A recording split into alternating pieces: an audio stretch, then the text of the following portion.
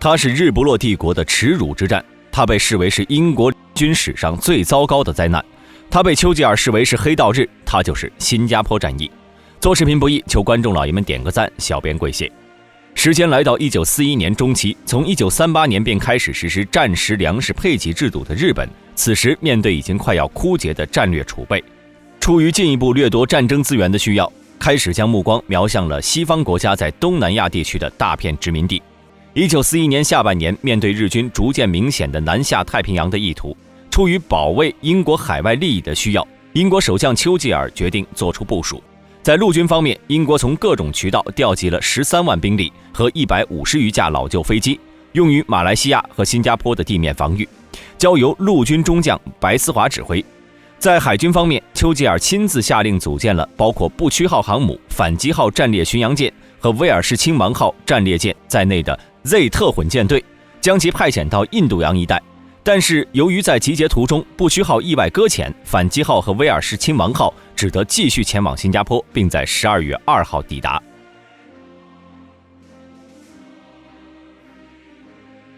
1941年12月8号，在日本海军成功偷袭珍珠港后，日军随即开始了对英属马来西亚殖民地、美属菲律宾殖民地的占领行动。日军占领马来西亚的计划是在小泽治三郎的南前马来舰队的掩护下，山下奉文率领第5和第18师团在东南亚多地登陆，另一路日军则采用海陆并进的方针，以占领法属殖民地的日本近卫师团为主力，从陆路进攻泰国，并沿着克拉地峡南下。12月8号当晚，驻新加坡的英国战舰威尔士亲王号和反击号在得知日本向英美荷兰等国宣战后，随即向马来半岛北部进发，计划对日军船队实施进攻。12月9号凌晨，英国舰队指挥官在威尔士亲王号和反击号上被日本飞机发现后，认为其行踪已经暴露，而且没有飞机护航，便立刻下令撤退。但是为时已晚，日军立刻起飞了大量的陆基航空兵围攻英国舰队。战至10号14点30分左右，反击号和威尔士亲王号被接连击沉。这场海战也成为了史上飞机首次在开阔水域击沉大型战舰的战例。而与此同时，日军在马来半岛的进攻也按下了加速键。1942年1月11号，由于先前叛徒的泄露，致使英联军在马来半岛的空军基地被日军炸毁，导致马来西亚重镇吉隆坡被日军兵不血刃的占领，5万英联军被俘，东南亚形势一度急转直下。面对日军的步步紧逼，在征得陆军元帅维维尔的同意后，驻马来前线英联军总指挥白思华下令剩余部队撤过柔佛海峡，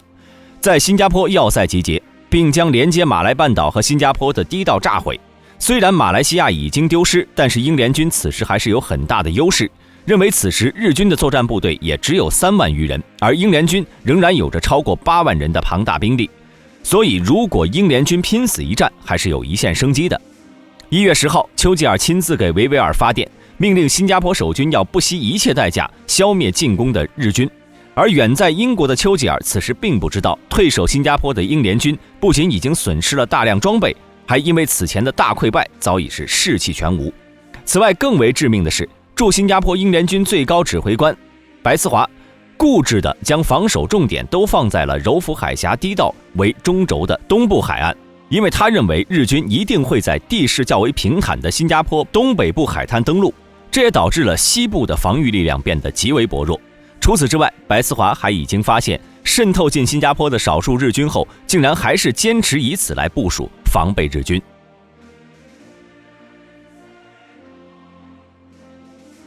2月8号清晨，日军地面佯攻部队在炮兵和航空兵的火力掩护下，开始在新加坡东北角假装进行登陆，用以迷惑英联军不敢随意调动兵力。而作为日军主力的第18和第5师团，则于当晚在只有少量兵力驻守的遍布沼泽和灌木的西北海岸进行登陆。